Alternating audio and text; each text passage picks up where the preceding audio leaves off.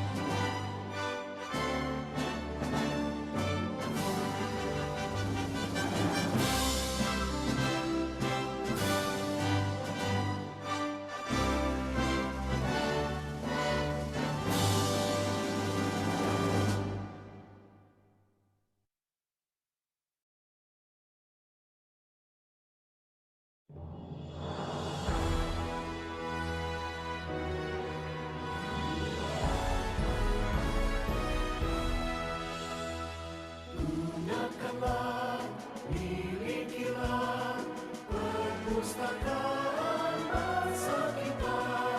Ilmu meningkat makin cepat, pustaka pun terus berkembang, mencerdaskan kehidupan bangsa, amanat Pancasila. Baca buku, tingkatkanlah harta manusia seutuhnya. Lestarilah budayanya, pustaka Indonesia Raya. Raih tujuan kemerdekaan, adil dan makmur sentosa.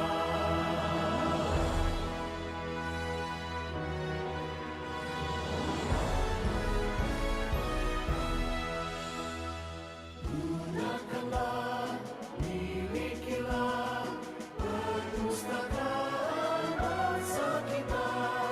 Ilmu meningkat makin cepat, pustaka pun terus berkembang, mencerdaskan kehidupan bangsa, amanat Pancasila. Baca buku, tingkatkanlah harta manusia seutuhnya. Lestarilah budayanya, pustaka Indonesia Raya. Raih tujuan kemerdekaan, adil dan makmur sentosa.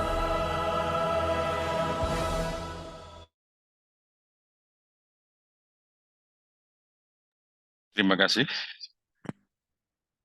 Seperti kita ketahui bahwa saling membuli itu sebetulnya sudah terjadi sejak lama. Istilahnya zaman saya waktu sekolah dulu, gojlok-gojlokan. Tapi sekarang itu tren bully sudah tidak hanya dalam hal lesan, tapi sudah merambah ke fisik. Ada yang sampai melukai dan lain sebagainya. Untuk itu nanti akan diperjelas oleh Ibu narasumber. Dan untuk mempercepat kegiatan ini, seperti biasanya, kegiatan ini akan dibuka oleh Bapak Kepala Dinas Perpustakaan dan Kearsipan Kabupaten Jombang, yang dalam hal ini diwakili oleh Kepala Bidang Perpustakaan dan Kearsipan Kepala Bidang Perpustakaan, Bapak Haris Bagio, Sarjana Hukum MSI. Waktu dan tempat kami persilakan.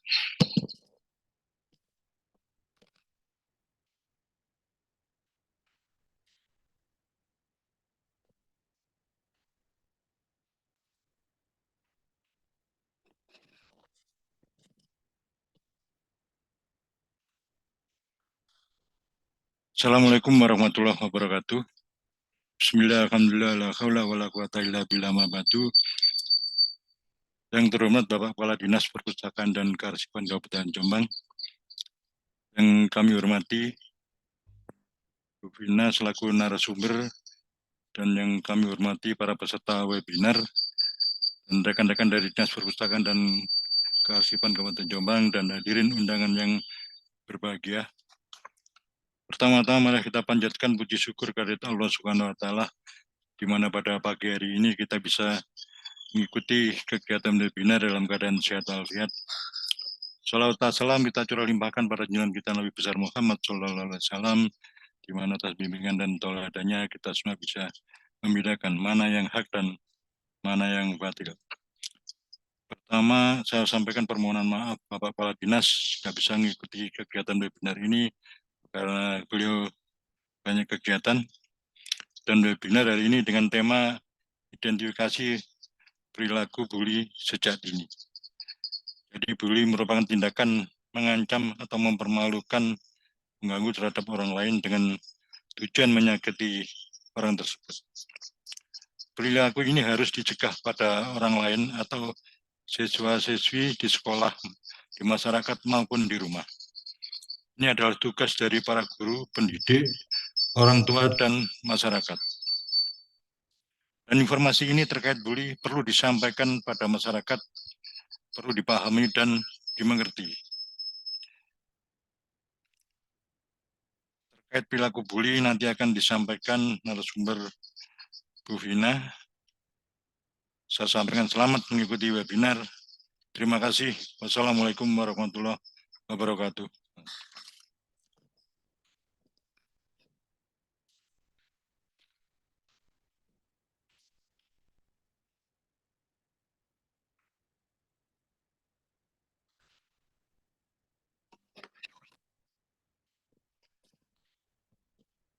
Terima kasih Bapak Kepala Bidang Perpustakaan, Dinas Perpustakaan dan Kearsipan Kabupaten Jombang, Bapak Haris Bagio, SH MSI, di mana dalam sambutannya tadi menekankan perlu membedakan dalam pergaulan itu pergaulan yang hak dan yang batil.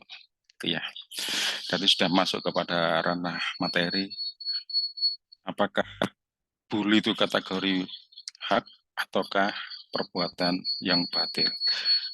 Dan untuk lebih jelasnya, sebelum acara ini kita mulai, marilah kita bersama-sama agar target kegiatan ini tercapai, yakni bisa ilmunya bisa bermanfaat dan kelancaran. Marilah kita bersama-sama berdoa menurut agama dan kepercayaannya. Berdoa mulai.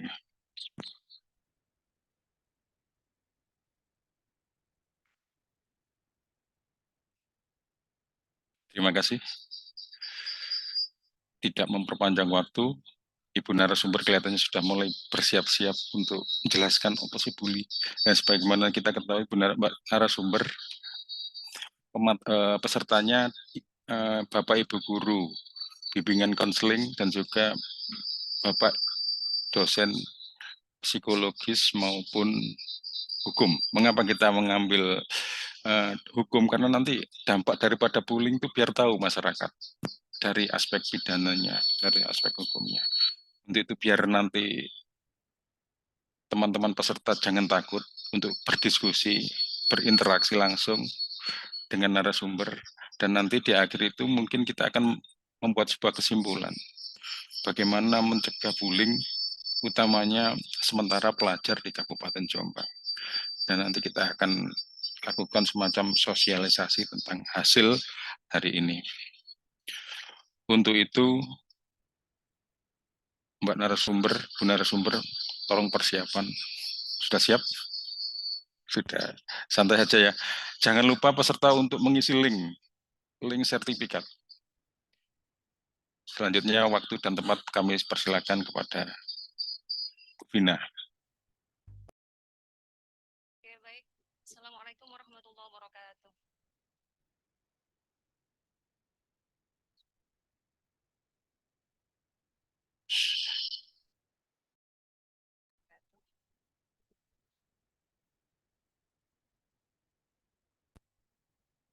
Halo. Assalamualaikum warahmatullahi wabarakatuh.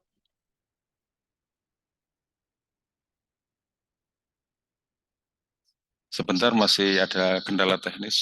Mohon maaf. Assalamualaikum warahmatullahi wabarakatuh. Waalaikumsalam. Waalaikumsalam. Assalamualaikum warahmatullahi wabarakatuh. Baik, alhamdulillah wassalatu wassalamu ala Rasulillah la haula wala quwata illa billah. Amma ba'du. Sebelum kita mulai webinar pada pagi hari ini, alangkah baiknya kita fresh pikiran kita nggih. Ada satu pantun di Kota Bandung, ada buah keramat. Letaknya dekat dari rumah si Mamat. Selamat bergabung hadirin terhormat, moga senantiasa mendapat rahmat. Mungkin satu pantun dari saya. Nanti Ibu Bapak boleh ngasih pantun juga nggih. Kita santai nggih, di sini sama-sama belajar, bukan saya yang lebih tahu, panjenengan juga saya belajar dari panjenengan juga, kita sharing bagaimana menemukan titik temu yang terbaik begitu nggih. Izinkan saya share screen.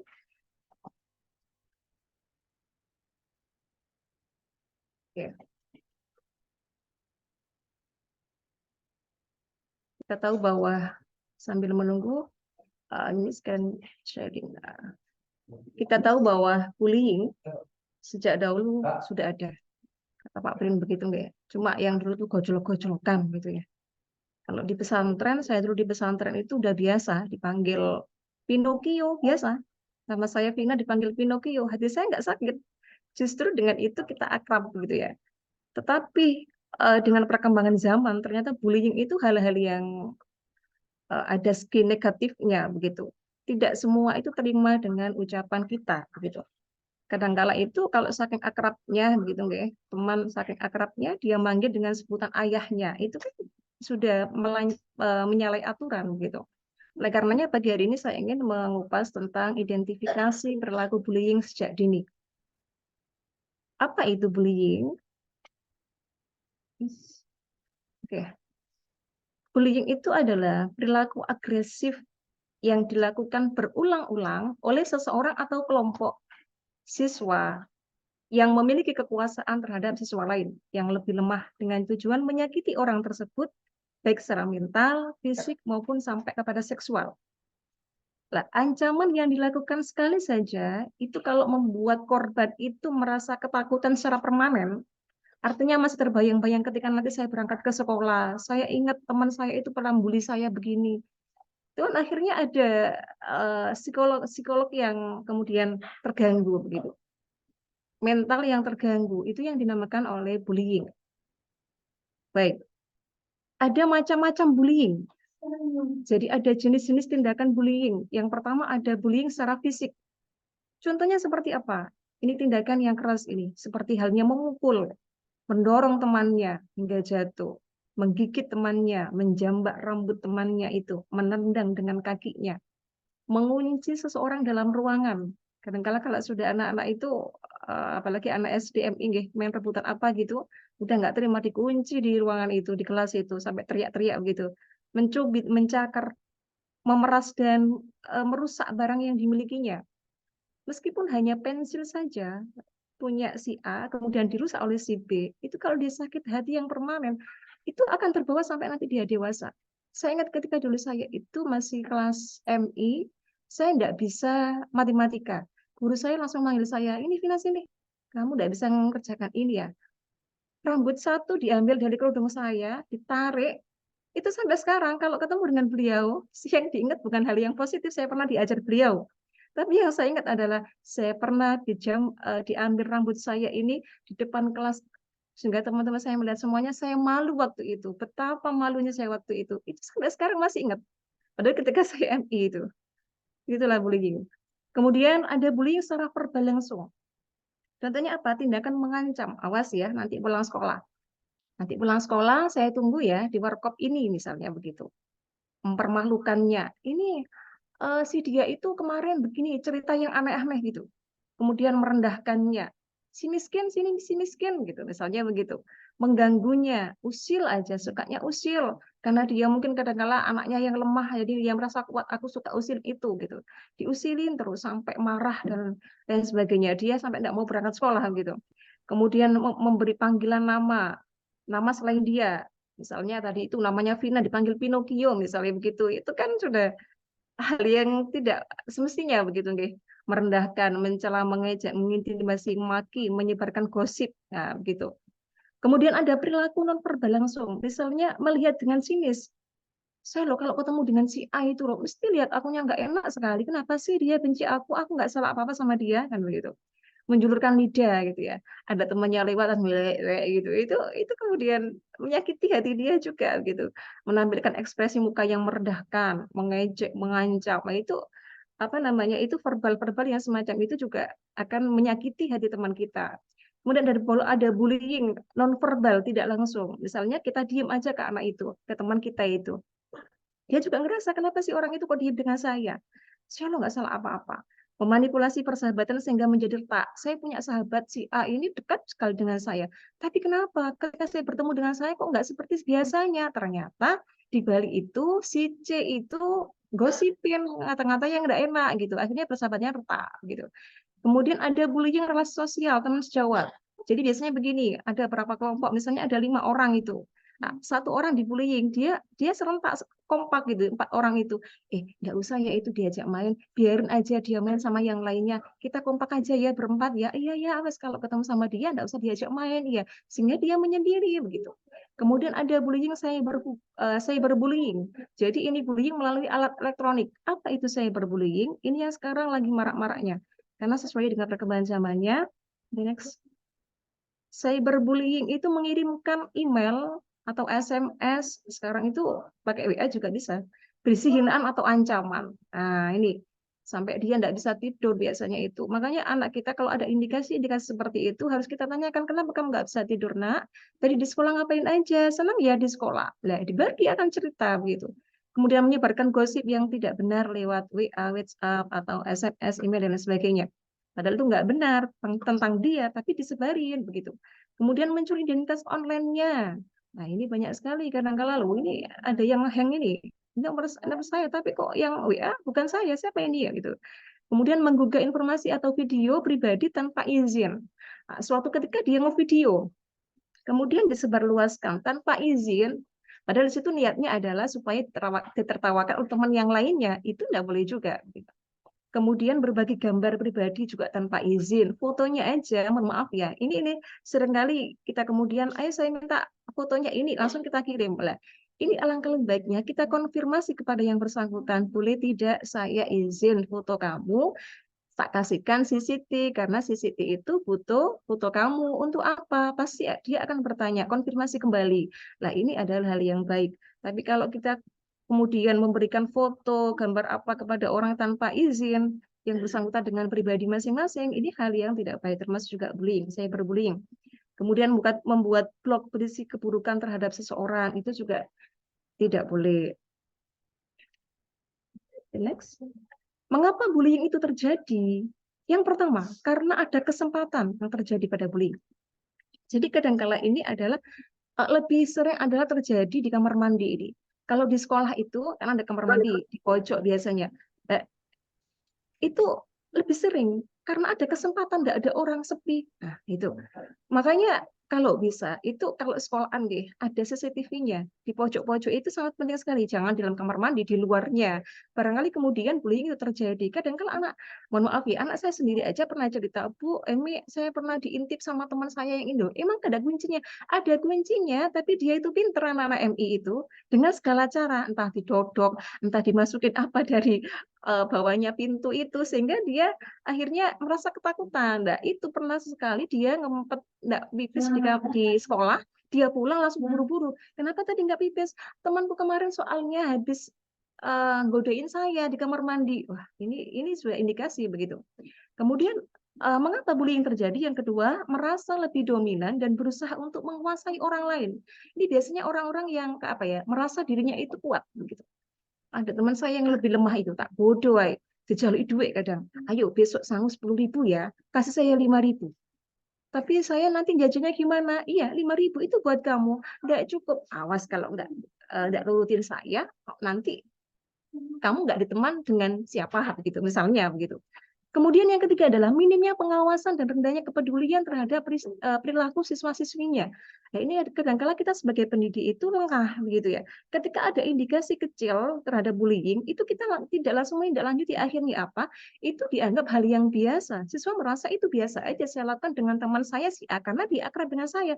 Nah, ini indikasi yang kemudian kita harus hindari begitu.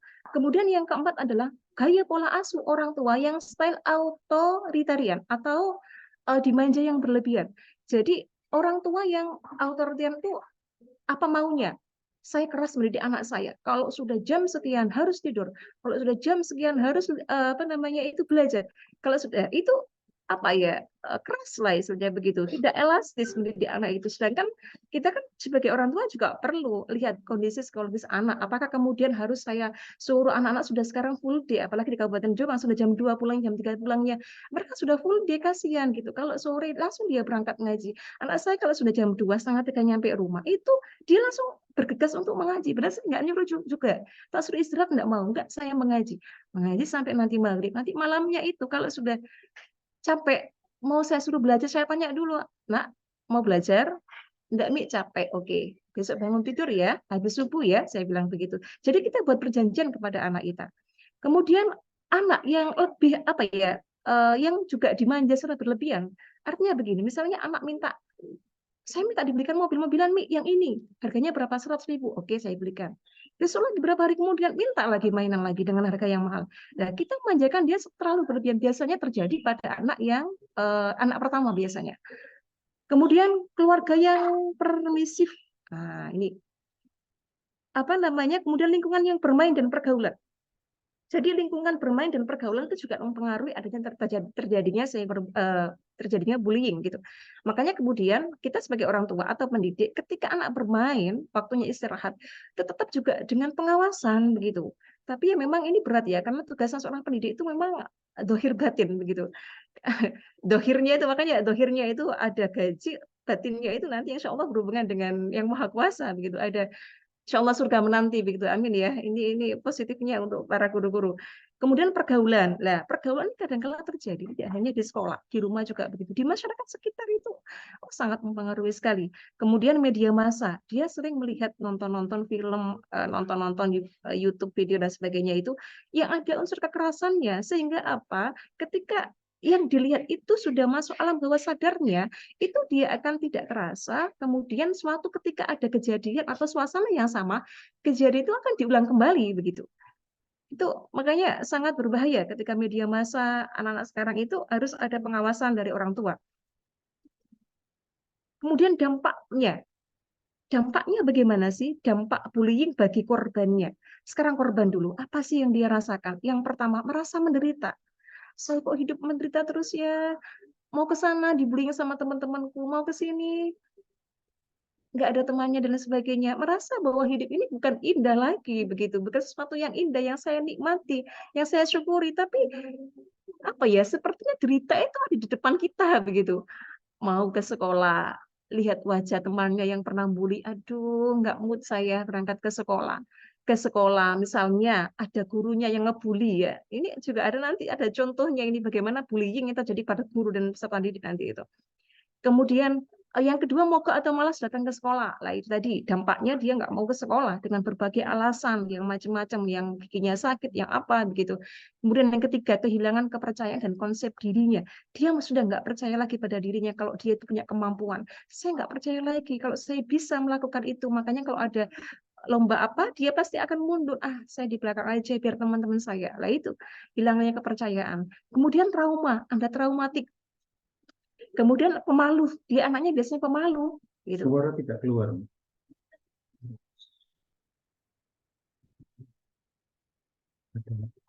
pemalu.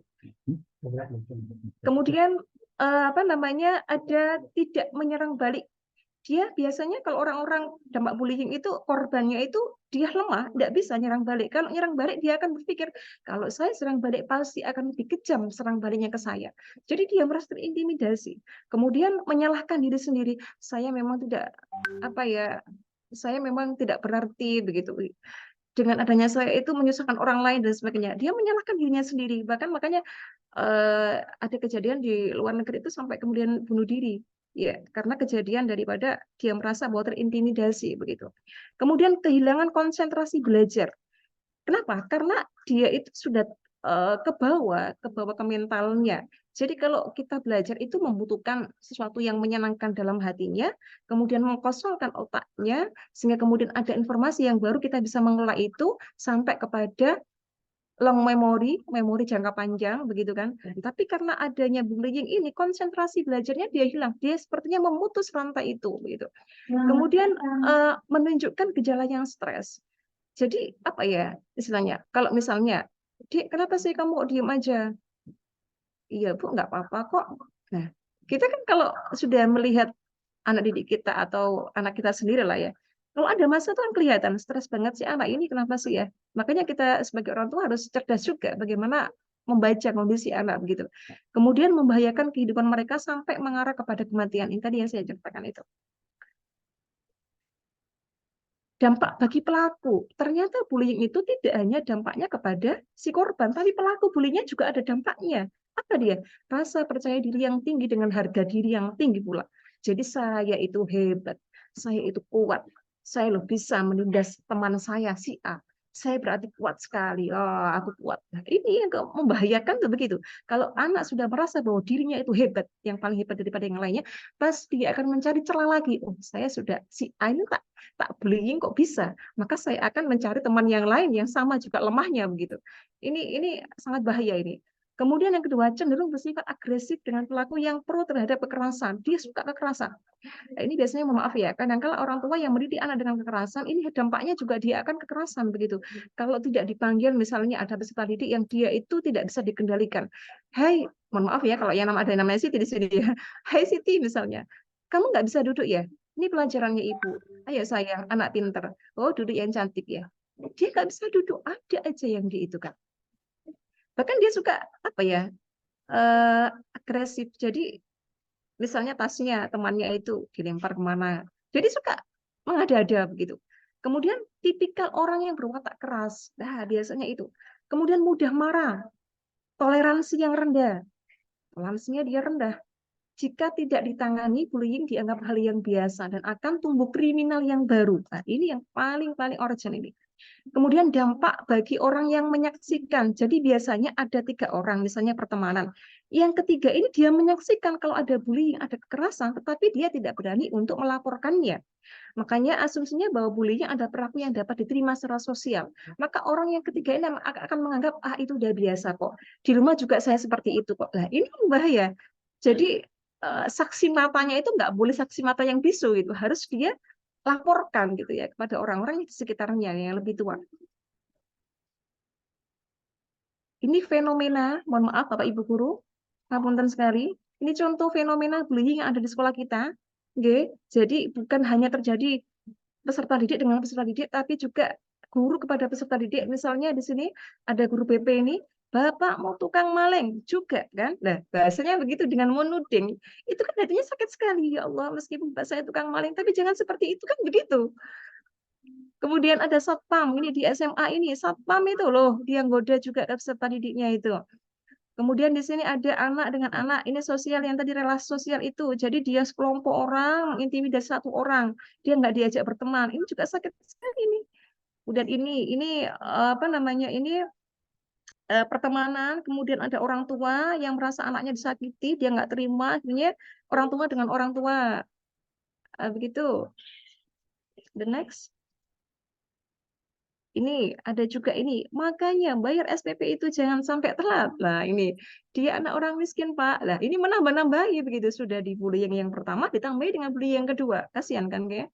Terus kemudian ini dengan baik-baik kalau ada siswi yang berpakaian tidak baik ya, akan saya keluarkan kalian dari sekolah. Mengerti? Nah, ini bahasa ancaman seperti ini. Tolonglah diminimalisir, jangan sampai begitu ya. Kemudian dasar kuplok, soal seperti itu saja tidak bisa. Nah, ini sambil menudingnya itu loh yang sakit hati. Ini guru misalnya ngajar apa gitu. Kayak gitu aja nggak bisa. Nah, loh kan potensi anak saya sendiri kan begitu. Kemudian, aduh Pak, jangan Pak. Nah ini yang sangat rawan terjadi di kamar mandi itu. Next. Oke.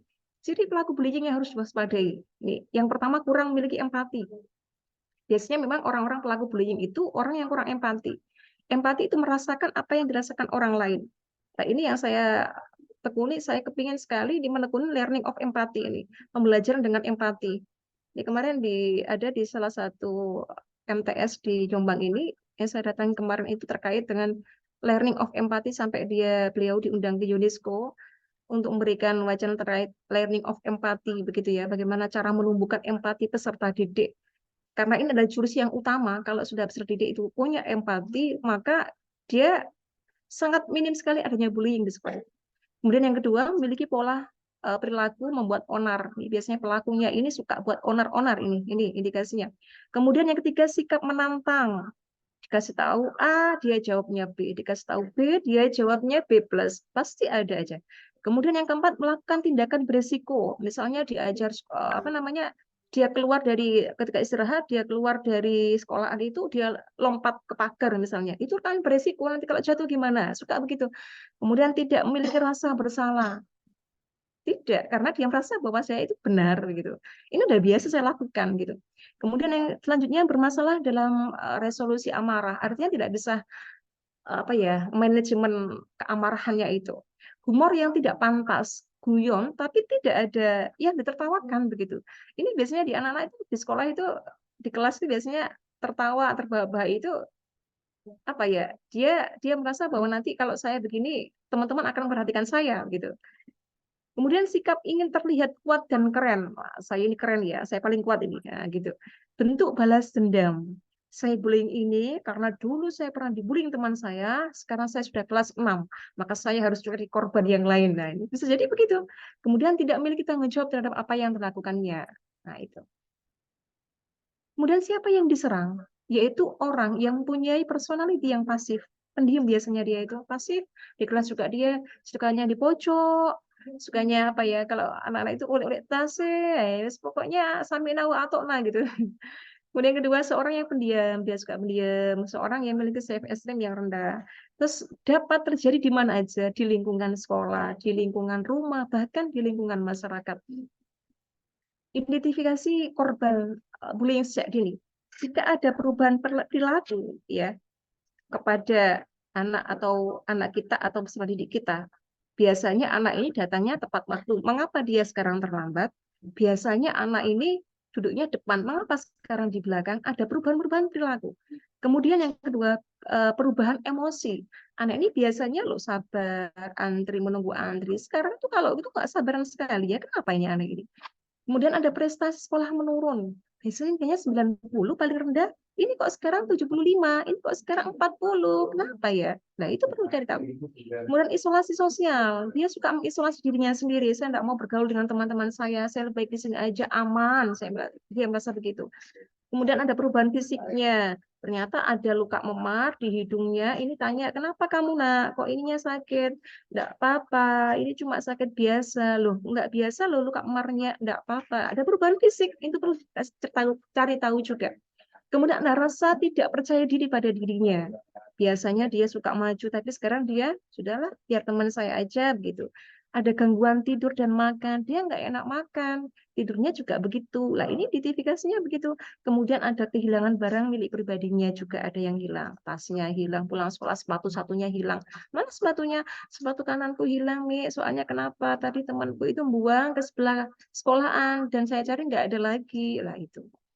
Kemudian terlihat berbeda dengan teman yang lainnya. Kok ada yang beda ya dengan kamu ya? Terlihat lemah, terlihat depresi, memiliki sedikit teman. Temannya kok sedikit, biasanya suka kumpul dengan teman-teman banyak. Kenapa? Begitu. Tidak dapat bersosialisasi dengan baik, menderita gangguan perkembangan dan mentalnya. Lebih nyaman dekat dengan orang yang lebih tua. Lah ini, saya suka dengan kakak kelas saya aja daripada saya bergaul dengan adik kelas saya atau teman saya sendiri begitu. Upaya pencegahan terakhir nih. Upaya pencegahan. Pencegahan melalui anak. Apa? Anak mampu mendeteksi secara dini kemungkinan terjadi adanya bullying. Temanku loh goda saya tak laporkan ke orang tua saya. Harus bisa mendeteksi itu. Nah, diajari bagaimana sosialisasi di sekolahannya. Anak mampu melawan ketika terjadi bullying pada dirinya. Jangan begitu, bilang nanti ke bu guru. Itu perkataan yang jelek, misalnya begitu. Mampu melawan, jangan kemudian diam saja. Maka kalau diam saja ya akan mudah terintimidasi. Gitu. Yang ketiga, anak mampu memberikan bantuan ketika melihat bullying terjadi, melerai. Kalau temannya ada yang seperti itu, kita lerai. Begitu. Kemudian pencegahan melalui keluarga. Apa itu? Menanamkan nilai keagamaan dan cinta kasih terhadap sesama. Ini. Jadi nilai agama harus dikuatkan dalam keluarga, kemudian saling mengasihi, saling menyayangi di antara anggota keluarganya. Ini biasanya, mohon maaf, kakak dan adik itu juga suka kadang-kala melakukan bullying juga. Contohnya begini, Dek, aku juga disuruh sama umi saya beli minyak misalnya. Ayo dek kamu dek, kan kakak yang disuruh. Ayo dek kamu dek, kamu kan itu adikku, nggak adik yang orang lain misalnya gitu. Ini suka anak saya suka begitu kalau diskusi ya. Ayo dek kamu yang beli. Ya sudahlah. Besok lagi begitu lagi. Ditanya, loh ini tadi siapa yang beli? Kamu kok di sini? Adik yang beli. Besoknya begitu juga lah. Ini orang tua juga harus tegas. Sebentar, ini sekarang adik ya. Nanti sore kakak yang belikan ya. Kalau disuruh umi ya. Besok lagi begitu ya, bergantian ya. Gitu. Kemudian yang kedua, membangun rasa percaya diri anak, kemandirian, ketegasan, dan bersosialisasi. Ini juga perlu kita bangun dalam lingkungan keluarga kita. Anak juga harus percaya diri. Kemudian harus mandiri, menyiapkan untuk bekal sekolahnya sendiri, apa aja buku yang harus dibawa, harus tegas gitu. Kemudian yang ketiga, mengajarkan etika terhadap sesama. Nah, kalau di sekolah itu harus baik dengan temannya. Kalau temannya begini, maka adik harus begini, misalnya gitu. Kalau dengan adik kakak kelasnya harus sopan, dan adik kelasnya harus menyayangi dan sebagainya. Yang keempat, mendampingi anak menyerap informasi melalui digital. Tadi yang saya sampaikan itu. Terakhir adalah pencegahan melalui sekolah. Membuat desain program pencegahan anti-bullying dan wawasan kepada murid bahwa perilaku bullying tidak diterima di sekolah.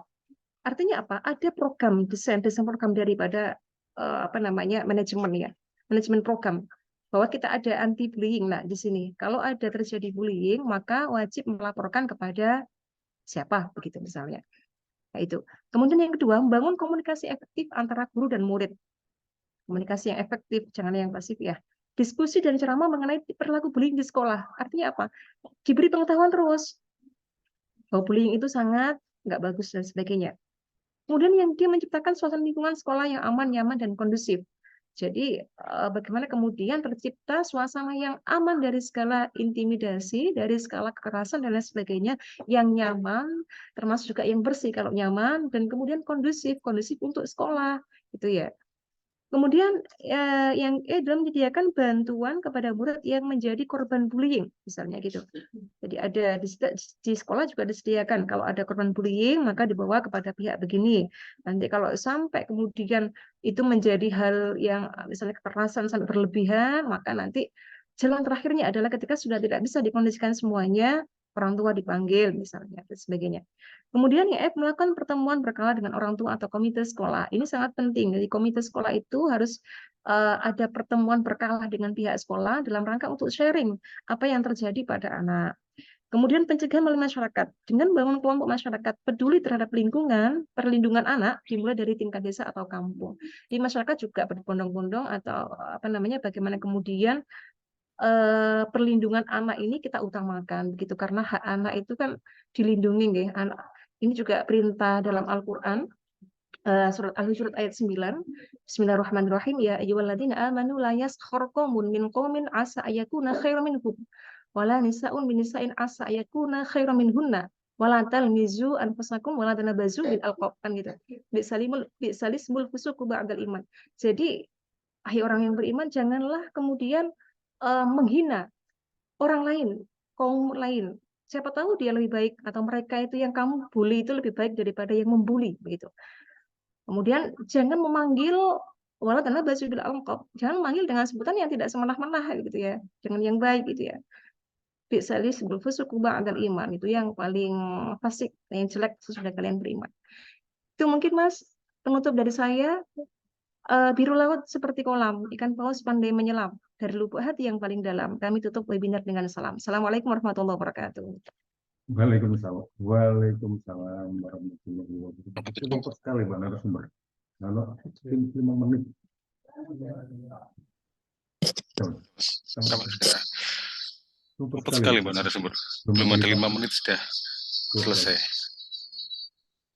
Tapi peserta sudah paham nggih?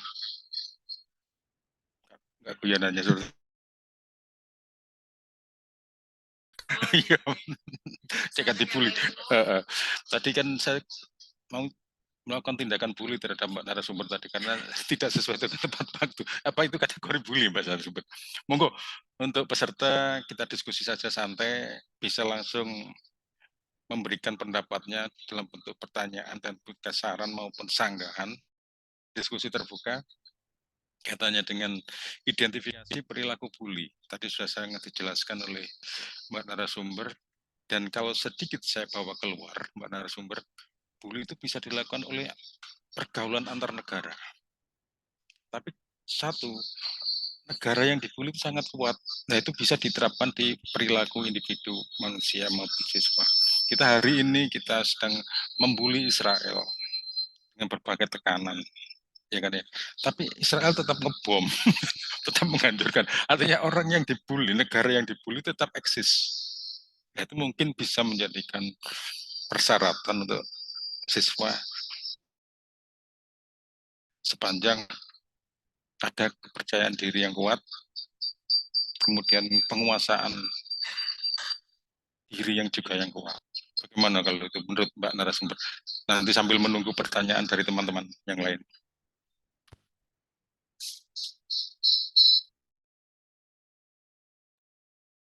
Oke.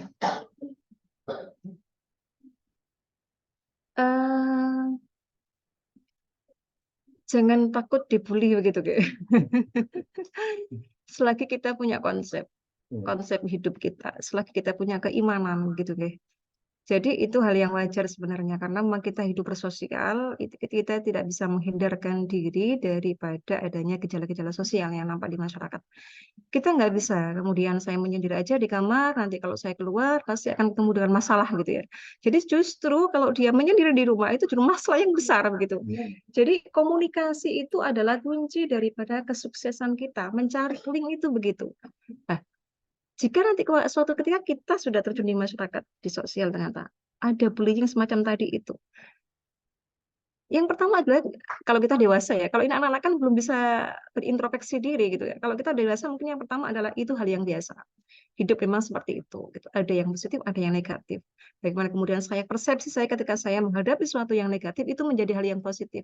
Oh, mungkin saya ditegur Allah melalui si A. Kadang kan Allah menegur kita itu tidak secara langsung, tapi melalui orang yang berkata.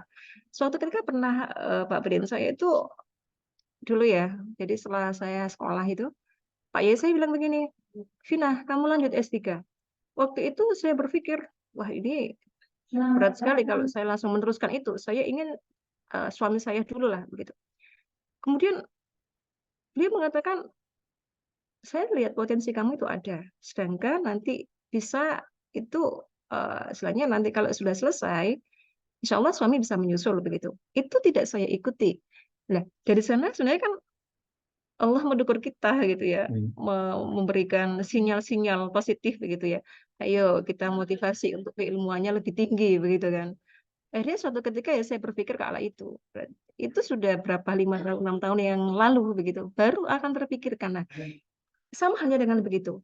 Kalau kita dewasa kita bisa begitu. Kalau anak-anak itu kan mungkin kalau sudah anak yang pasif, anak yang dia merasa lemah dan pengetahuannya kurang, ini yang pertama literasi Pak Bren ya.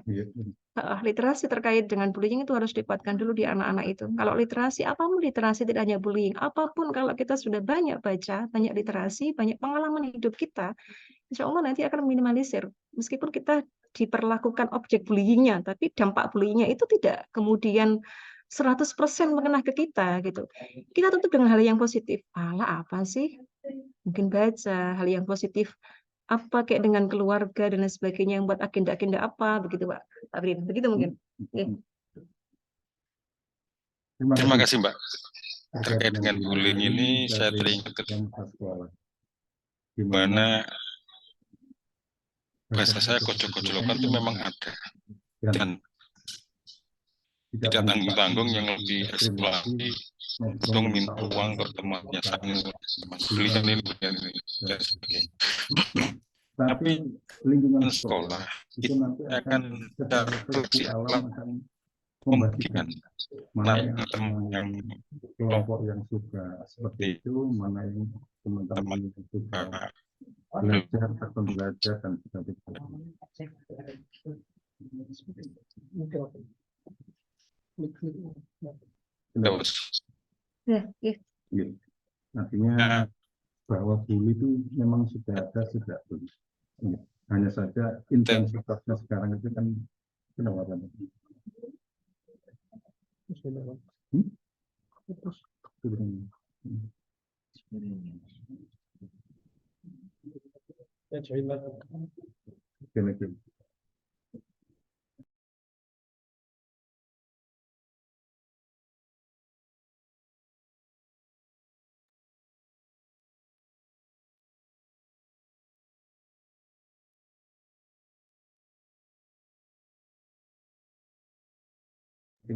Oke. Oke. Monggo Bapak Ibu, barangkali ada yang mau disaringkan. Saya juga belajar dari panjenengan guru BK, ada pondok pesantren juga nggih.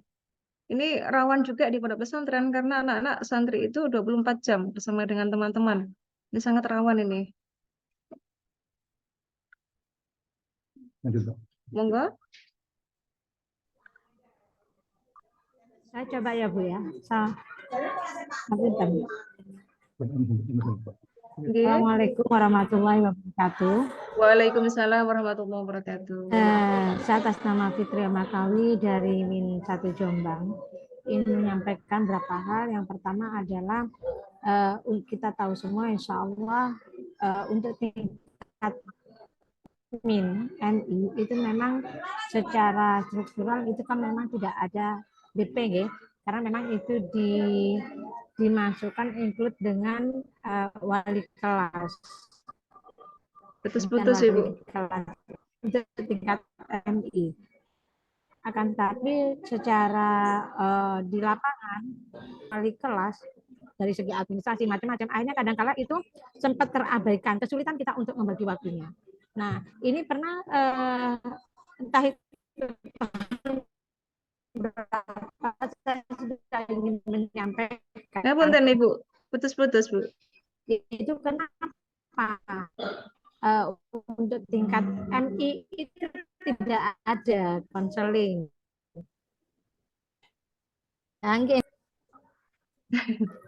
Masih putus-putus. Enggak, ngapunten. Berada di kelas nggih. Ya, di sini putus-putus, suara jenengan juga putus-putus. Oh, lah, nggih. Oh, intinya tadi adalah tidak ada guru BK ngoten nggih. Nggih, Bu Fitri ya. Jadi begini nggih, saya menyerap sedikit. Jadi di sekolah tidak ada guru BK, kemudian guru kelasnya merangkap ngoten tah, merangkap guru BK dari guru kelas. Karena memang dari pusat kan begitu. Nah, ini solusi yang mungkin bisa menjadi solusi bagi kita semua mungkin jika memang sekolah itu memiliki ramah anak dan insya Allah ini kami akan lagi memproses. Tapi itu kan tidak semudah ya masih untuk memproses. Kita mohon doanya. Cuman ada satu permasalahan mungkin Ibu dengan Bapak yang lainnya mungkin bisa bantu untuk memberikan solusi. Ada salah seorang mungkin di siswa kami itu memang jarang sekali mau sekolah, tidak sekolah-sekolah. Kita sudah pendekatan dengan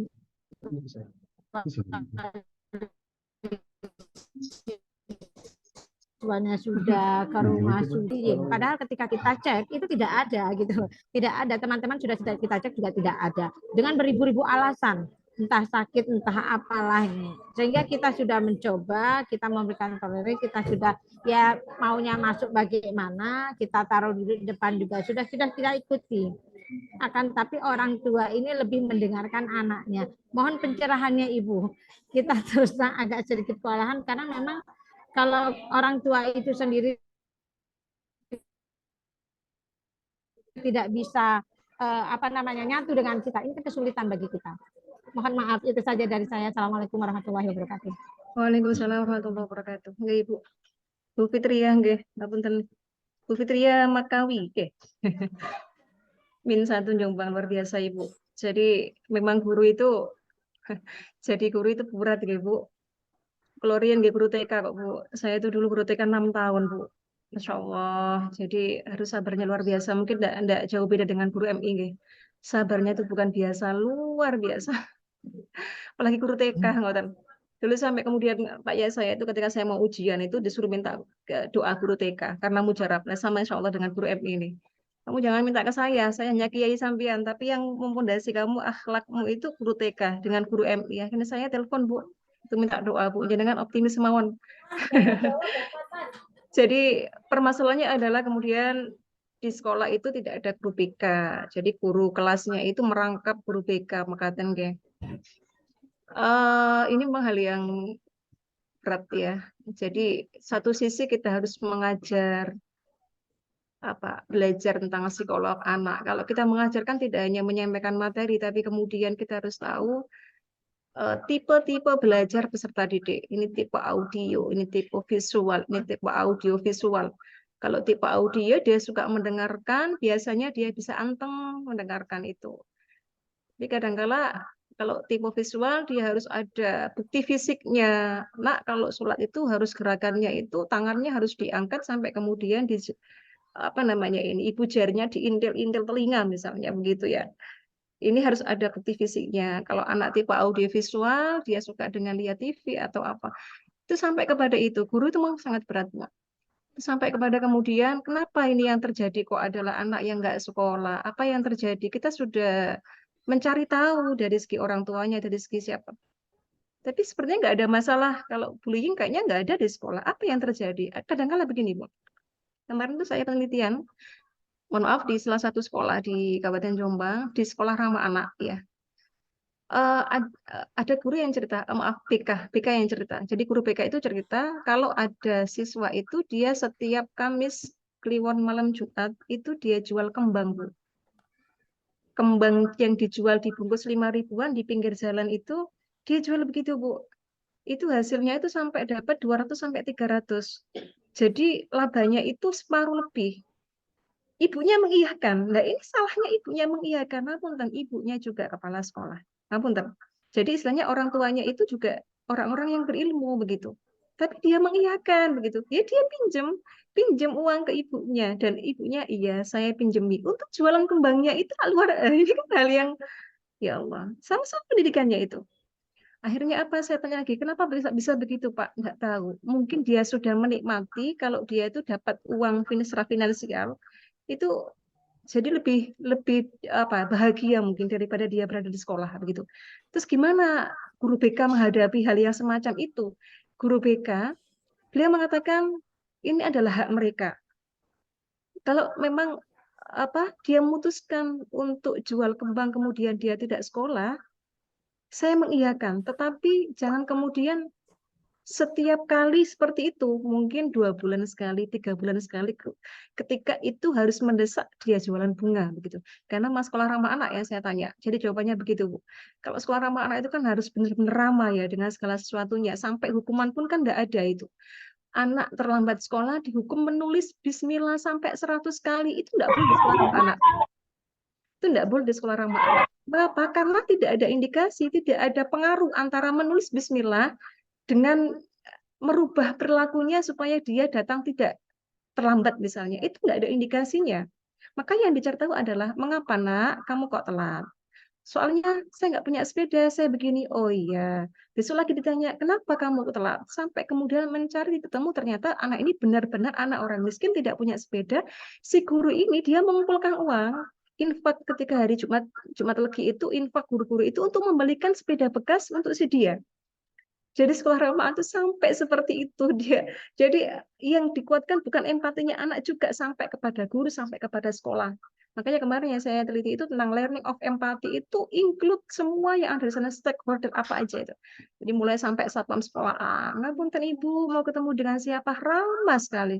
Sampai saya itu merasa kalau saya ada di Indomaret, biasanya Indomaret kan gitu dibukain. Selamat datang, ada perlu apa gitu ya.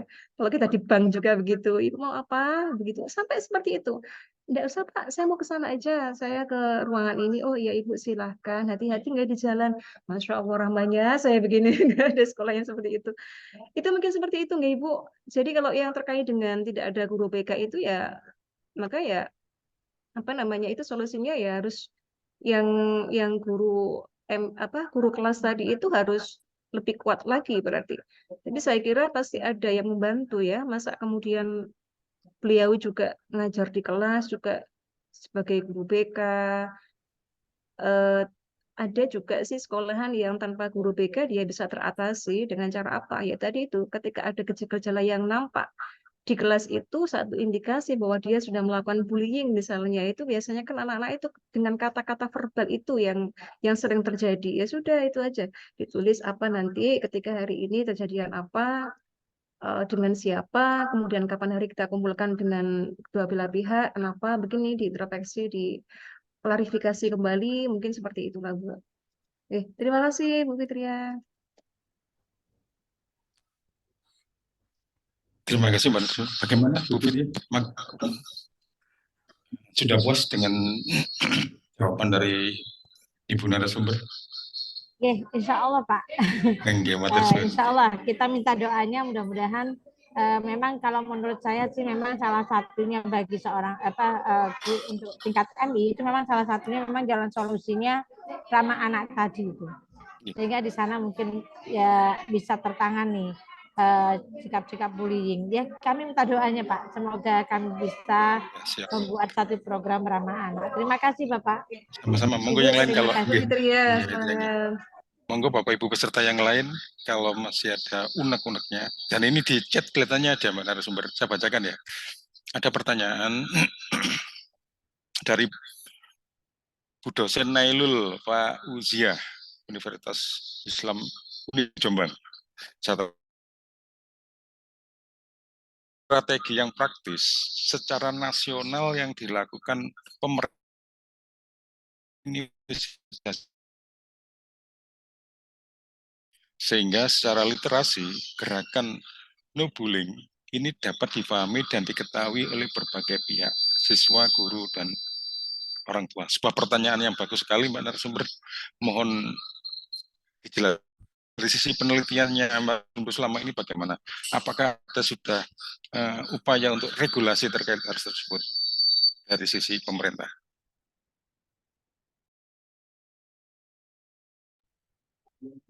Terima kasih pertanyaannya. Kita sharing nggih Bu dosen dari Unibdu nggih. Nggih. Sharing mawon Bu dosen juga bisa menanggapi loh ini. Jadi kalau regulasi terkait dengan bullying pastilah ada, karena ada undang-undang yang melarang jangan sampai kemudian anak itu ditindak keras ya. Jadi anak itu harus dilindungi hak-haknya sampai pada pendidikannya dan lain sebagainya, hak kewajibannya itu sudah semua diatur dalam undang-undang. Nah, bagaimana langkah praktisnya di sekolah? Sebenarnya kalau regulasi itu kita terapkan di sekolah, bentuk fisiknya adalah adanya tim-tim ya. Jadi kalau kekerasan itu kan lebih kepada dinas sosial nih. Jadi kemarin itu saya meneliti tentang apa namanya itu implementasi SRA melalui learning of empathy dalam minimalisir bentuk bullying. Jadi di sana itu saya lebih kepada tanya kepada tim SRA-nya dan juga BK-nya. Ketika itu saya tanya, fasilitas dari pemerintah sudah luar biasa, sampai kemudian ketika ada gejala yang nampak yang kita tidak bisa menangani itu, kasusnya sudah terlalu parah, maka kita boleh berkonsultasi dengan dinas sosial. Gitu. Kemudian juga ada pelatihan secara berkala dari perlindungan anak ya, dinas perlindungan anak dan ibu dan perlindungan anak Kemudian banyak sekali nggih.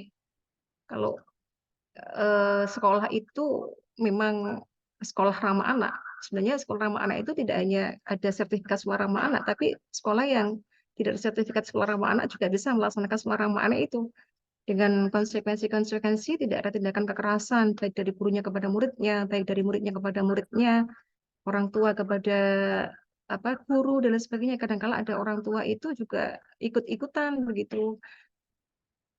Ketika anaknya dikatain apa sama gurunya, bilang ke orang tuanya, akhirnya orang tuanya ikut juga mengambil alih permasalahan itu yang kemudian nggak boleh gitu ya. Itu mungkin, monggo, Bu Desan kalau mau menanggapi, silakan. Monggo Mbak dosen dari Silakan. Unidi, bagaimana dengan penjelasannya Mbak narasumber? Mungkin sudah jelas atau kepingin untuk Monggo menambah. Nah, monggo silakan. Ya, terima kasih. Saya rasa cuman di sini kan saya cuman menanggapi untuk praktisnya secara langsung, apakah sudah dilaksanakan seperti sosialisasi mungkin ke sekolah tiap level, atau mungkin bisa adanya hasil penelitian seperti hasil pemahaman siswa tentang bullying itu sejauh mana, mungkin ada penemuan seperti itu, atau pihak sekolah ada masukan sebagai bentuk praktisnya itu masuk ke kurikulumnya atau bagaimana, mungkin itu seperti itu. Apakah itu praktis yang baik atau bagaimana, karena selama ini yang saya pahami, mungkin saya tahu hanya masih banyak terjadi bullying ya di tingkat sekolah dasar apalagi, dan mungkin juga efek dari bullying itu mental anak itu sangat up down gitu ya. Kadang mereka menjadi introvert atau menjadi kurang percaya diri, dan itu apakah yang dilaksanakan selama ini belum secara maksimal sehingga masalah-masalah masih ditemukan di sekolah terkait bullying tersebut. Mungkin itu Bu ya. Atau bagaimana? Terima kasih. Oke, siap. Terima kasih Bu Nailul. Jadi praktisnya memang sudah ada sosialisasi sekolah. Kemarin saya baca ada artikel itu, penelitian lupa saya. Jadi saya yang buat PowerPoint ini juga semua berdasarkan dari insya Allah dari penelitian gitu. Sosialisasi pemerintah ada. Jadi kemarin tuh ada peran, halo? Peran sosialisasi kemarin tuh ada, saya baca artikelnya itu. Jadi pengaruh sosialisasi dari pemerintah terhadap kebermanfaatan lembaga sampai kepada anak-anak. Jadi sosialisasi itu dari pemerintah ke lembaga, kemudian lembaga itu memberikan sosialisasi kepada guru-guru yang dari sana. Ketika itu saya tanya kepala sekolahnya itu, dia mengatakan bahwa yang pertama saya tata adalah mental gurunya. Jadi misal contoh sekolah ramah anak yang saya tata adalah mental gurunya. Kalau mental gurunya sudah tertata bahwa kita tidak ada kekerasan di sekolah ini, maka nanti akan bisa kita memberikan pengetahuan edukasi literasi kepada anak didik kita. Tapi kalau mental gurunya masih ada sedikit kejengkelan, legowo lah begitu kan. Nah, itu dimasukkan juga di kurikulum Ibu. Learning of empathy. Nah, itu masuk. Tapi namanya bukan bullying, no bullying bukan, tapi learning of empathy.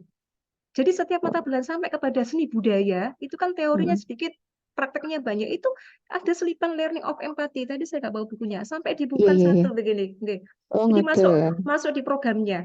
Kemudian kalau no bullyingnya masuk di sistemnya, begitu. Sistemnya no bullying. Jadi kalau rangkaiannya begitu sistemnya. Itu mungkin Bu Nailul. Saya Bu. Matur suwun untuk penguatannya. Matur suwun. Waalaikumsalam warahmatullahi wabarakatuh. Terima kasih Ibu dosen. Kemudian ini Mbak narasumber ada lagi dari SMK. Saya bacakan ya, dari SMK SA 1. Penjagaan SK itu saya belum jelas, nanti bisa dibuka open audionya. Kalau di chatnya saya bacakan ya Pak narasumber ya. Apakah pelaku bullying akan berlaku sampai dewasa?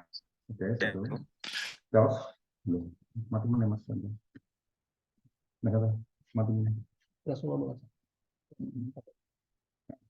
Terus nggak semua dia, nggak semua dia.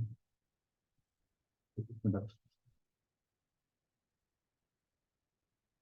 Saya ulang lagi, apakah pelaku bullying akan terbawa sampai dewasa? Gimana sumbernya? Jos, ada siswa, contohnya, dulu waktu di SMP pernah melakukan bullying, dan sekarang di SMA juga melakukan hal yang sama. Terus solusi apa yang menangani hal tersebut? Saya hanya sekali menunjukkan gambaran sedikit bahwa SMK Sultan Agung satu. Kalau berbicara masalah bullying itu Mbak ya, itu nanti bakat ya. Jadi dia nanti kalau sudah SD, ini pengalaman SD sudah bullying, SMP bullying, SMA bullying, perguruan bullying, sampai kerja dia akan membullying teman kerjanya, dan itu sudah banyak contoh kasus seperti itu. Dan itu mungkin menanganinya nih, dan solusi ini biar berhenti di SD saja. Oke, terima kasih pertanyaannya. Jadi memang pelaku bullying selagi dia merasa bahwa ini aman-aman saja, ini hal yang biasa yang saya lakukan, maka dia akan lebih cenderung terus-menerus secara kontinu. SD, SMP, SMA, sampai kemudian sampai tempat kerjanya begitu. Kemarin yang saya wawancara ini jadi dari penelitian, jadi waktu itu saya tanya terkait dengan bullying. Kira-kira bullying ini akan berlanjut ya Bapak? Ini selagi mata rantai bullying tidak terputus, maka akan ada benih-benih bullying yang baru. Oleh karenanya ketika ada indikasi, makanya saya akan identifikasi sejak dini. Ketika ada indikasi kecil terhadap bullying, maka langsung diputus rantainya. Orang bullying itu yang pertama menganggap bahwa bullying itu hal yang biasa, hal yang sewajarnya. Yang kedua, itu tidak dosa, itu hal yang baik, bukan yang buruk. Saya udah biasa bullying orang itu, tapi mereka tidak ada yang komplain dengan saya, kan begitu. Nah ini makanya harus diputus rantainya itu. Dia berkelanjutan, berkontinu, kontinuitas. Kenapa? Karena dia itu anggapannya bahwa ini hal yang biasa. Sudah biasa saya lakukan, ini wajar aja. Padahal itu ya tidak normal sekali, tidak sosial sama sekali. Orang anggap itu jelek, dia anggap itu baik. Sama halnya dengan orang yang meso itu Pak begini. Ngapunten. Orang kalau yang anak kecil, ngapunten. Kalau dia biasa sudah berbicara yang kotor, kemudian ibunya biasa, konconya yang ngono misalnya, dia menyetujui itu gitu misalnya. Tidak diputus rantainya seketika itu juga, maka tempat yang lain akan terjadi meso yang lebih besar lagi. Aku ono kata-kata konco ngono kok kayak keren ya. Wis tak omongi ae. Keren ya kayak nah, kan gitu. Sama dengan ini kalau tidak diputus rantainya, itu dia tidak akan berkelanjutan begitu. Yaitu salah satunya yang bisa memutusnya adalah metodenya. Ini yang pertama adalah tadi itu ada pengetahuan keislaman, keagamaan. Itu yang pertama mungkin ya. Jangan memanggil dengan sebutan yang di luar kebiasaan. Bapaknya jadinya, mohon maaf, bapaknya namanya Urip misalnya. Pak Urip, loh, namun nggak boleh. Jangan sampai ke orang tuanya. Sakit hati saya sebagai anak, sakit hati kalau orang tuanya dipanggil, meskipun dipanggil dengan sebutan yang bagus misalnya, hei Pak Yai, misalnya gitu. Tapi ternyata bapaknya ini bukan Pak Yai gitu ya. Alhamdulillah, semoga terwujudkan gitu. Tapi kan ada sedikit kejanggalan. Wah, ini menyebut dengan sebutan yang tidak sesuai dengan harapan saya, begitu kan. Tapi itu sebutan yang baik. Kalau sebutan yang jelek itu yang tidak boleh. Jadi bisa diputus, Pak Bin. Rantai itu bisa diputus. Terima kasih. Literasi yang bisa memutusnya. Banyak pengetahuannya. Terima kasih. Monggo Bapak Ibu dari SMK Tulungagung, SMK Sultan Agung 1, bagaimana? Sampun puas atau bisa memberikan komentar sedikit ataupun banyak? Silakan, dipersilakan. Artinya bahwa salah satu solusinya adalah pendekatan agama. Artinya tidak hanya Islam saja, teman-teman yang bergelut di dunia agama, baik itu non Muslim maupun Muslim, ayo. Ini bullying itu masalah nasional bagi generasi ke depan. Ini menjadi tugas kita. Menjadi tugas kita untuk melakukan mencegah, karena pencegahan dini lewat agama itu merupakan obat yang paling mujarab, sebagaimana yang diterapkan dalam Islam yang sudah diucapkan, janganlah kamu menghina orang lain Karena belum tentu orang yang kalian hina itu lebih bagus dari yang menghina. Itu sudah merupakan Quran. Ya Mbak narasumber ya, itu merupakan salah satu solusi. Berikutnya solusinya tadi adalah pendekatan represif. Pendekatan represif? Ya memang regulasi. Regulasi ya, artinya regulasi itu tidak hanya dibuat sebagai misal di alun-alun dilarang jualan, tapi sing dodol JO ya kan ya. Regulasi banyak dibuat, harus diterapkan dan dilaksanakan oleh petugas yang melaksanakan tersebut. Berikutnya tadi adalah terkait dengan peran guru. Ya nanti setelah kegiatan ini, monggo teman-teman BK mengumpulkan guru-guru mata pelajaran atau mata yang mengampu kelas. Ternyata produk bullying itu salah satunya adalah bisa dicegah melalui sosialisasi lewat guru masing-masing. Ya mana sumber ya tadi saya baca seperti itu ya. Artinya, bullying itu bisa dicegah. Sosialisasi butuh waktu berapa jam? Misalnya masukkan kurikulum tentang no bullying. Tidak ada bullying di sekolah kami dalam bentuk sekolah ramah anak tadi. Sehingga diharapkan bullying akan terminimalisir. Demikian Mas SMK Tulung Sultan Agung 1. Sudah puas atau masih ada unek-unek? Monggo silakan lewat open audio saja. Silakan Mas SMK Sultan Agung 1.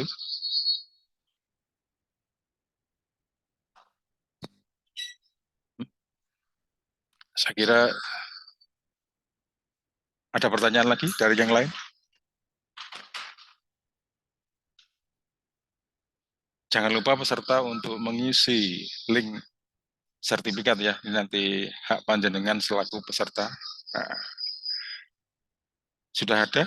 Nggak ada pertanyaan lagi? Unek-unek? Mohon izin bisa Oke, bergabung. siap. Terima kasih, monggo. Oke, Ya. silakan Mbak.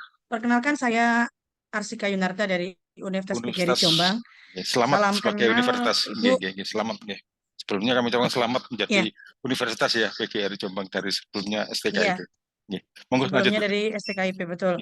Lanjut. Terima kasih kesempatannya. Salam kenal untuk Ibu narasumber. Ibu siapa tadi? Mbak Vina, Bu Vina dari Bu Vina, Mbak Bu, dari Universitas Abdul Halim Pacet. Oh, dari Pacet. Oke. Ya, Ibu, mohon izin kita mungkin sekedar sharing atau berbagi informasi juga. Karena memang kekerasan dan juga bullying ini sudah termasuk masalah, bukan hanya masalah sekolah, masalah siswa, tapi ini sudah termasuk masalah negara. Begitu. Karena memang ya ini masalah kita semuanya. Nah, akhirnya kemarin beberapa hari yang lalu begitu ya, atau beberapa minggu yang lalu saya sempat membaca terkait dengan peraturan menteri, gitu ya, terkait dengan peraturan menteri nomor 46 tahun 2023 tentang pencegahan dan penanganan kekerasan di lingkungan satuan pendidikan. Nah, di situ outline yang dibahas dalam peraturan tersebut tentang hak yang diberikan kepada peserta didik, pencegahan kekerasannya, ada sanksinya, ada penanganan kekerasannya, penanggulangannya, dan juga pendanaannya. Nah, pendanaan untuk kekerasan tersebut. Nah, hak-hak yang diberikan kepada peserta didik ini termasuk juga hak yang perlindungan atas kerahasiaan identitas, informasi kasus kekerasan yang dialaminya, lalu pelindungan dari ancaman atau kekerasan yang mungkin terjadi, hak atas akses layanan pendidikan, hak atas layanan pendampingan atau pemulihan sesuai kebutuhan peserta didik. Gitu. Yang saya ingin sharingkan atau saya ingin tanyakan dan juga mungkin sepengetahuan Ibu dan juga Bapak terkait dengan pendanaan itu ataupun dari pemerintah yang dari peraturan menteri tersebut, apakah anggaran-anggaran terkait dengan anti bullying di sekolah ini bagaimana mungkin diketahui atau mungkin kita bisa sharing aja seperti apa, karena nanti terkait hal tersebut juga kita perlu solusi yang terbaik untuk penanggulangan kekerasan yang ada di sekolah, khususnya apalagi di sekolah SD, SMP, SMA, apalagi sampai di perguruan tinggi. Urgensi dari peraturan tersebut untuk sekolah dan juga perguruan tinggi seperti apa? Mungkin itu mohon arahannya. Terima kasih. Assalamualaikum warahmatullahi wabarakatuh. Waalaikumsalam. Terima kasih Bu Arsika dari Universitas PGRI Jombang. Selamat menjadi universitas, semoga membawa perkembangan untuk Kabupaten Jombang dan sisi pendidikan. Pertanyaannya adalah implementasi Permendikbud 46 tahun 2023, Mbak Narasumber, dari sisi penganggaran terhadap tindakan kekerasan tersebut, baik itu di tingkat sekolah level sekolah dasar maupun sampai dengan perguruan tinggi. Nanti teman-teman bisa membantu, mulai dari sekolah-sekolah dasar sederajat dan juga sampai ke perguruan tinggi. Mungkin yang sudah melaksanakan Permendikbud nomor 46 tahun 2023, terutama dari sisi penganggaran, monggo memberikan masukan. Terima kasih. Untuk sementara mewakili perguruan tinggi, Mbak Narasumber, bagaimana? Apakah sudah ada penganggaran terkait dengan Permendikbud tersebut? Monggo silakan Pak Narasumber. Oke, terima kasih Bu Arsika Yunarta dari Universitas PGRI Jombang. Salam kenal ya Bu. Kapan-kapan bisa ketemu Bu ya, ngopi bareng ya. Siap, monggo, monggo, Ngopi dimintakan bareng. mohon. Saya di Mojo Agung Ibu, kapan-kapan bisa ketemu ya. Terkait urgensi ya. Kalau masalah pendanaan ini sebenarnya kita sifatnya sharing ya, karena di sini juga ada guru SD, guru SMP, guru SMA, kayak menawi perguruan tinggi kita sifatnya mungkin sharing kalau penganggaran kayak. Karena apa namanya itu tema kita di sini identifikasi, masih pada identifikasi perilaku bullying, belum kepada kebijakan pemerintah, manajemen apa namanya penganggaran, manajemen pengelolaan daripada penganggaran itu kita masih belum membahas sampai ke arah sana. Monggo mungkin sifatnya klarifikasi teman-teman yang sudah bergabung di sini untuk guru SD, guru SMA dan SMP barangkali yang mau disarankan monggo Ibu, apakah benar ada penganggaran Mbak? Karena sifatnya kita diskusi nggih, sharing. Jadi bukan hanya satu fokus. Monggo barangkali kita sharing Ibu, apakah kemudian ada penganggaran terkait dengan kekerasan yang ada di sekolah? Bu Fitri ya? Artinya dari Permendikbud itu kan ada petunjuk teknisnya. Apakah petunjuk teknisnya itu sudah muncul atau sudah muncul sehingga sudah dilaksanakan atau masih dalam tataran Permendikbud saja? Mungkin teman-teman di sekolah, baik itu SD maupun SMA, bisa memberikan tambahan masukan. Atau nanti kita tahun 2024 kita akan ketemu lagi terkait dengan sosialisasi Permendikbud tadi. Ini menarik. Kenapa? Ini merupakan cara kita bagaimana bully itu akan minimalisir dengan adanya regulasi represif tadi. Karena kalau dari sisi pendidikan saja, pencegahan saja belum efektif. Sehingga nanti regulasinya perlu kita sosialisasikan dalam tema webinar di tahun 2024. Monggo teman-teman, ada yang bisa memberikan masukan. Ini bagus sekali untuk riset teman-teman dari perguruan tinggi, terutama yang menangani psikologis dan hukum. Bu Fitri ya, mungkin yang tadi Bu Fitri yang makan itu dari Min. Yang mau ke sekolah ramah anak itu, barangkali kemudian ada anggaran karena kita jenengan sekolahnya sudah mau ramah anak, berarti kan indikasi untuk ke arah perdamaian atau anti kekerasan itu ada. Barangkali Bu Fitri ya, Ribon. Belum ke sana ya? Ya, belum.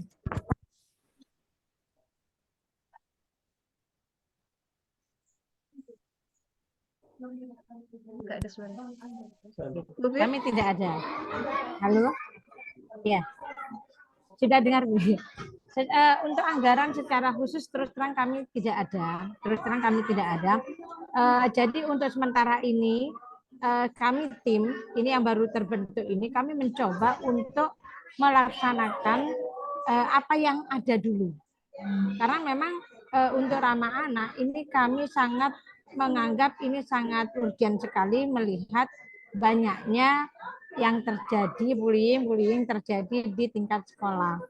Akhirnya dengan cara apa mungkin yang tadi yang jenengan sampaikan, ini ada rencana kami mengadakan sosialisasi setiap kelas, paling tidak 2 minggu sekali, itu kita cari jam-jam yang memang nanti kita atur oleh kurikulum.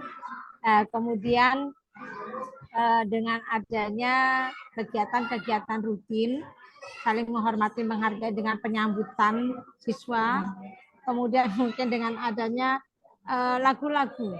Jadi sifatnya seperti saat itu saja dulu untuk sementara. Kalau secara anggaran kami tidak ada, Ibu. Belum ada anggaran untuk penanganan bullying seperti ini. Terima kasih, Bu. Oke, terima kasih Bu Fitria.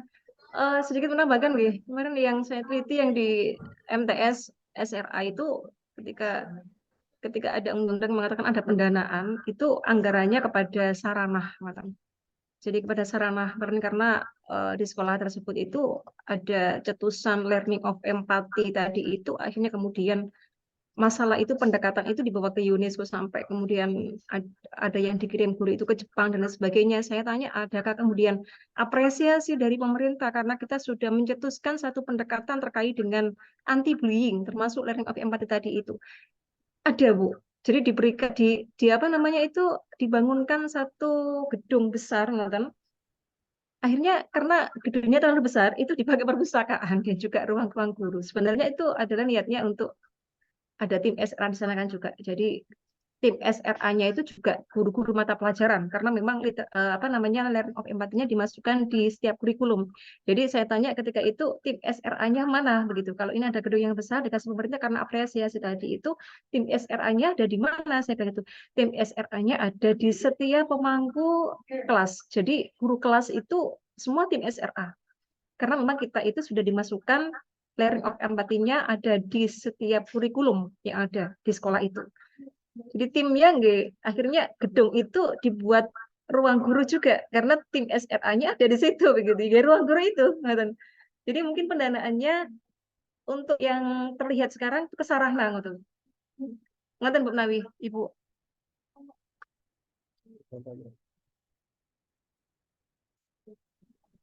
Terima kasih. Terima kasih Bu narasumber. Ya, karena memang artinya nanti ini ya mohon izin. Silakan. Mohon izin. Silakan Bu. Ya. Ya.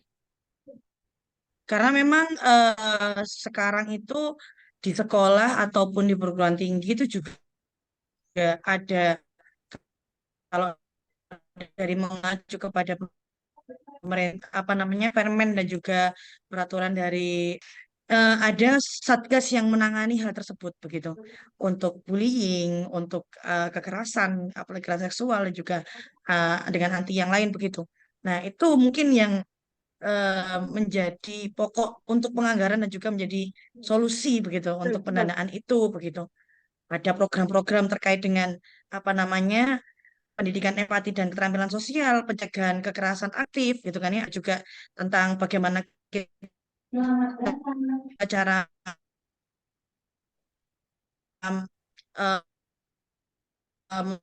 memberikan pendidikan kepada orang tua dan juga siswa dan juga monitoring dan juga pembinanya seperti apa. Mungkin pendanaannya untuk mana pendanaannya. Nah, ini yang belum kita ketahui karena memang peraturan Menteri nomor 4 mungkin banyak juga dari sekolah mungkin nantinya betul yang dibilang dari webinar setelah ini mungkin bisa diagendakan untuk kita sosialisasi peraturan Menteri tersebut gitu. Karena memang hal ini menjadi wajib kita ketahui selaku garda terdepan mencegah anti bullying ada di sekolah gitu. Ya, kita guru yang menjadi terdepan menjadi satgas untuk anak didik kita agar kekerasan yang ada. Mungkin itu, terima kasih yang bisa saya sampaikan. Assalamualaikum warahmatullahi wabarakatuh. Waalaikumsalam warahmatullahi wabarakatuh. Luar biasa. Terima kasih Bu Arsika.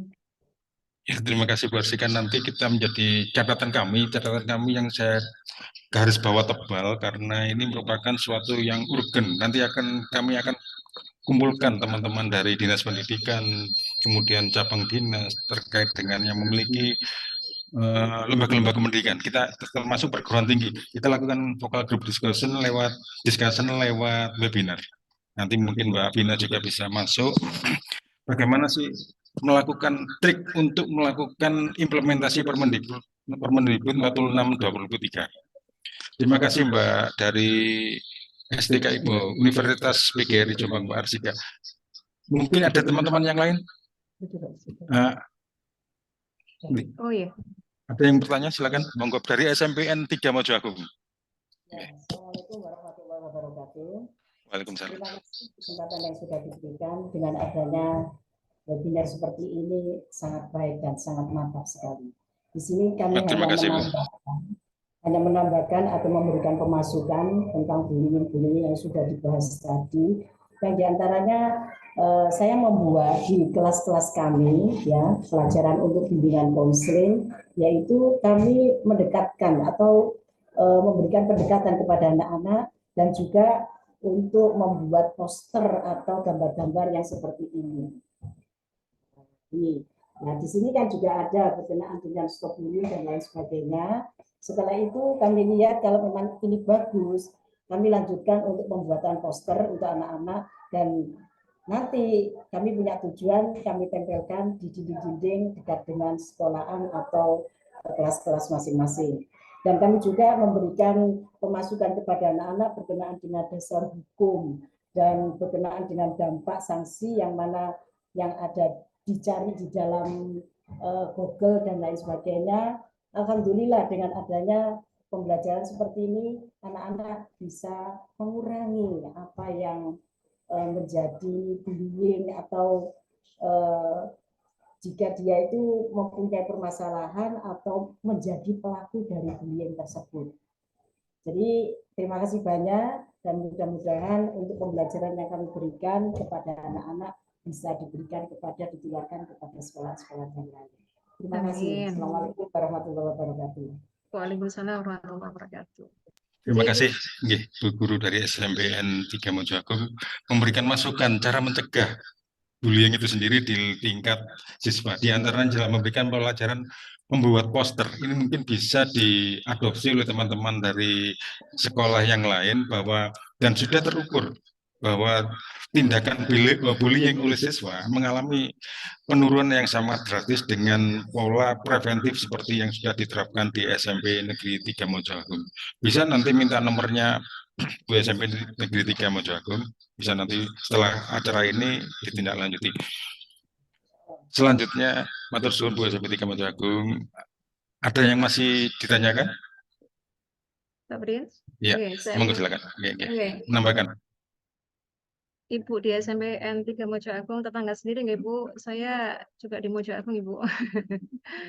Nggih, luar biasa tadi. Itu adalah media nggih, media yang kemudian berasal dari anak memahami apa yang dia tulis, kemudian meresapi sampai ke alam bawah sadarnya bahwa itu adalah hal yang tidak baik. No bullying, saya nggak mau lagi ya, saya yang baik-baik aja kan gitu. Jadi yang dibuat anak itu dia menyadari sendiri gitu ya. Saya buat poster seperti ini berarti saya tahu kalau bullying itu tidak boleh begitu. Ada lagi menambah satu lagi mungkin yang tadi ada dasar hukum ya. Jadi strategi terakhir adalah dikembalikan ke hukum ketika nanti bullying itu semakin melukai fisik misalnya, itu kan kadang-kadang langsung ke hukum kan begitu. Satu lagi mungkin pendekatan interpersonal nih Bu. Itu selain daripada poster tadi itu. Jadi ada pendekatan interpersonal, jadi hati-hati kepada anak-anak itu. Jadi kalau mungkin salah satunya adalah buat poster ini sebenarnya juga pendekatan interpersonal, cuma nanti ada media yang digunakan yaitu poster itu. Jadi interpersonal itu ya dari hati-hati, nah ayo kita buat poster yuk, sekarang bullying itu semakin marak, jangan sampai kita pelaku bullying kita juga bersama-sama, ayo lomba buat poster, nanti kalau yang terbaik saya kasih hadiah misalnya. Jadi interpersonalnya yang dilibatkan, akhirnya kemudian dia tahu benar bahwa itu hal yang benar. Itu mungkin Mbak Brian. Terima kasih Mbak Brian. Terima kasih Mbak narasumber. Karena waktu sudah pukul 10:01 dan bagaimana masih ada unek-unek keinginan untuk mengumumkan pendapatnya dari teman-teman peserta? Ataukah sudah cukup? Ya ini kami simpulkan bahwa salah satunya bahwa bullying itu sendiri adalah sesuatu yang berdampak sangat negatif bagi perkembangan generasi muda mendatang, sehingga beberapa hal perlu dilakukan adalah peran orang tua dari rumah, peran masyarakat itu sendiri, dan juga peran sekolah. Dan juga perlunya regulasi terkait dengan disebut secara represif. Dan jangan lupa secara interaksi, masyarakat, laporkan jika ada tindakan bullying. Ya. Dan intinya kita simpulkan untuk kegiatan berikutnya adalah kita akan melakukan vocal group discussion dengan melibatkan, insya Allah dengan melibatkan perangkat daerah yang terkait dengan lembaga pendidikan untuk mencarikan sosialisasi daripada Permendikbud 46 2003 dan juga bagaimana sosialisasi pencegahannya dari berbagai sisi termasuk interpersonal dan dampak hukum. Selanjutnya karena sudah nggak ada pertanyaan dan lain sebagainya, saya kira teman-teman peserta sudah cukup puas semuanya. Semoga webinar hari ini bisa memberikan manfaat dan keberkahan kepada panjenengan semuanya. Sebelum ditutup, kami mengingatkan untuk jangan lupa link sertifikat diisi ya. Nanti panjenengan dapat reward berupa sertifikat secara elektronik yang kami berikan, yang kami keluarkan. Jangan lupa itu ngisi itu. Akhirnya, marilah kita tutup acara ini dengan mengucapkan alhamdulillahirabbil alamin. Semoga bermanfaat untuk kita semua dan bisa ditularkan ke guru-guru yang lain bagaimana mencegah dan juga menindak bullying itu sendiri. Kami tutup acaranya, matur suwun partisipasinya panjenengan semuanya. Akhirnya assalamualaikum warahmatullahi wabarakatuh. Allahumma sholli ala Muhammad.